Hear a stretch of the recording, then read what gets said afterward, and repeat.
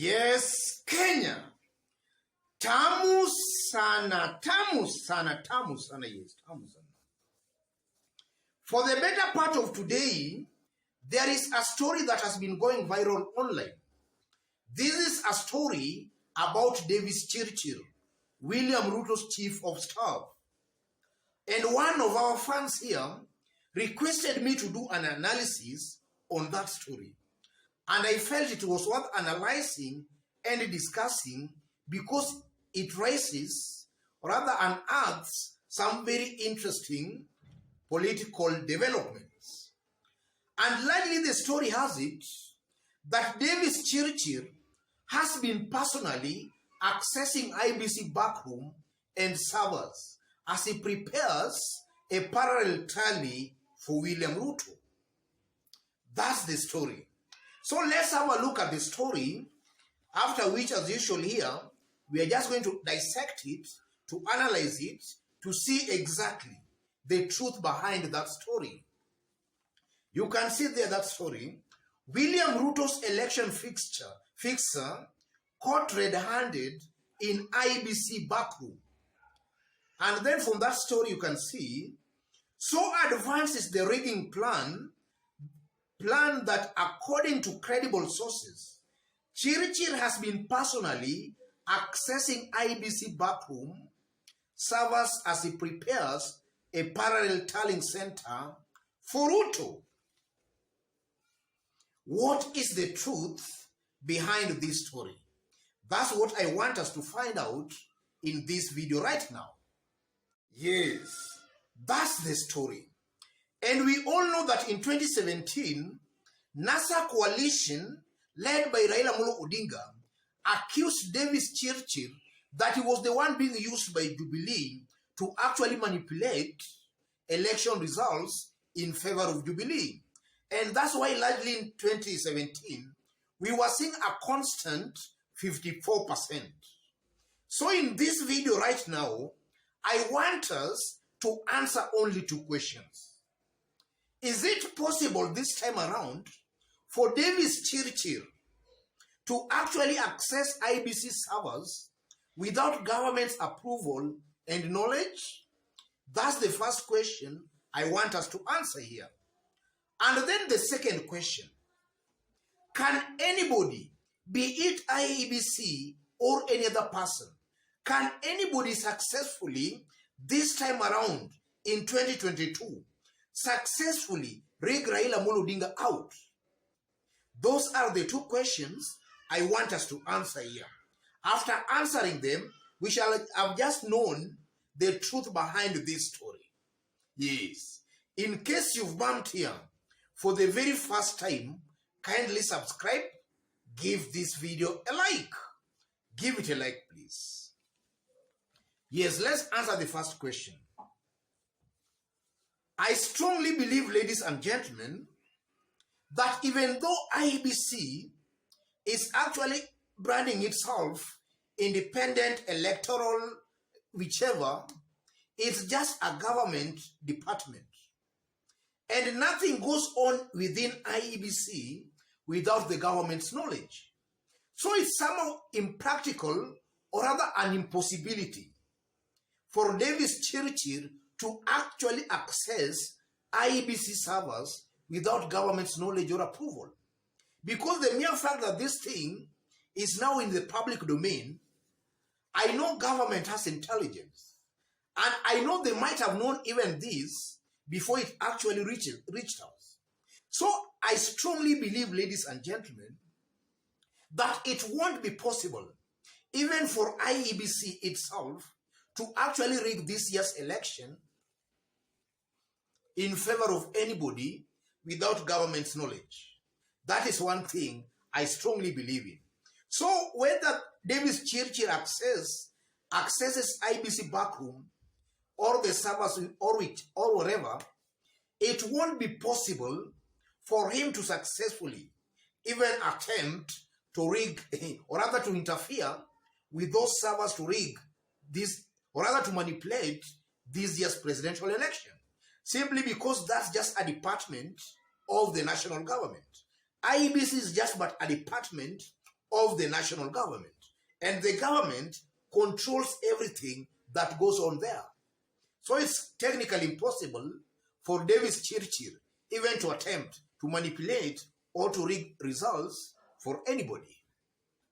And then to answer the second question, can anybody beat IEBC successfully, rig Raila out of his win in this year's election? Yes, is it possible? I've always maintained here, ladies and gentlemen, that when we have two strong candidates almost neck to neck, then it becomes very easy for the government to rig in their preferred candidates. When the election is almost close, neck to neck, then the government can easily rig in their preferred candidate. But in this year's election, 2022, a candidate being supported by the government is way much ahead of his competitor in the opposition. What am I trying to say? Raila Odinga is being supported by Uhuru Kenyatta. That's the government. Raila's competitor is William Ruto, who is not being supported by the government, is in the opposition.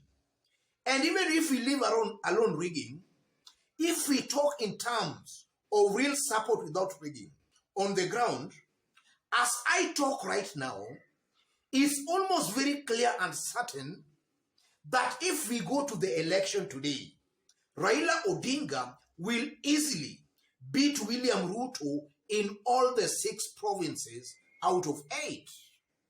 And then the remaining 2 provinces, one being central, that's where the president comes from.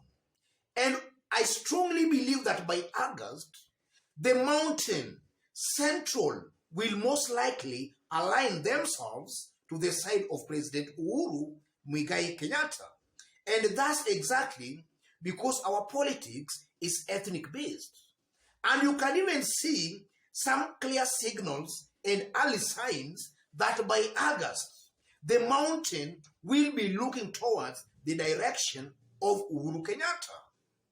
Earlier today, Martha Karua, who is also considered as a political heavyweight on the mountain, joined Azimio, endorsed Raila Amolo Odinga.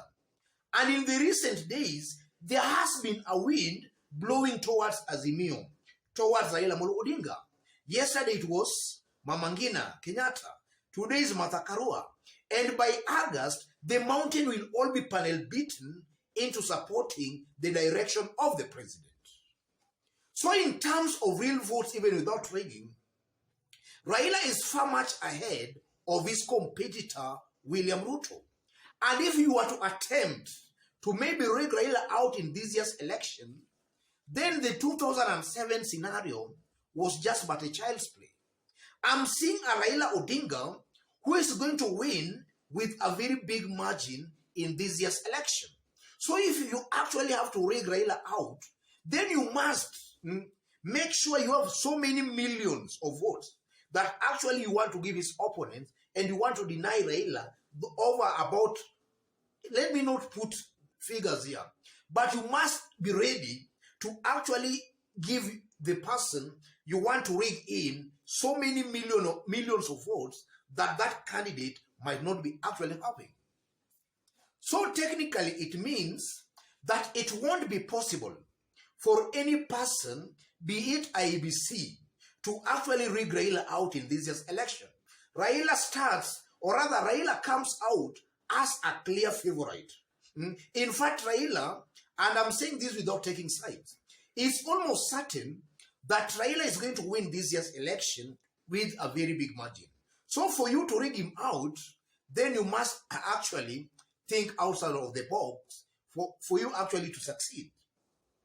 Having said all that, ladies and gentlemen, back to the post or rather story.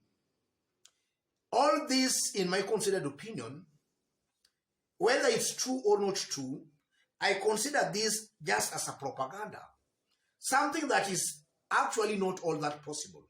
Even if Davis Chirchir was actually accessing IEBC backroom or even servers, he won't be able to actually rig this year's election. It's something that is impossible. Simply because the government is actually, that IEBC itself is a government institution. So Davis Chirchir cannot do anything there without government's approval or without government's knowledge. So as it is today, let's just brand this a propaganda. This is just a clever propaganda, maybe by the side of William Ruto, maybe to achieve some political objectives and goals. And you know, some times back, William Ruto, about some few days ago, William Ruto was in the US and actually alleged that some people were planning to rig this year's election.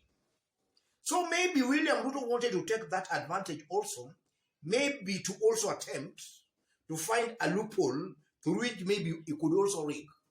But it's not, it's mission impossible. Yes, it's not just possible. Otherwise, ladies and gentlemen, just as I did state when we were starting, in case you've bumped here for the very first time, and so far you have not yet subscribed, kindly subscribe, give this video a like. Thank you, God bless you, God bless Kenya.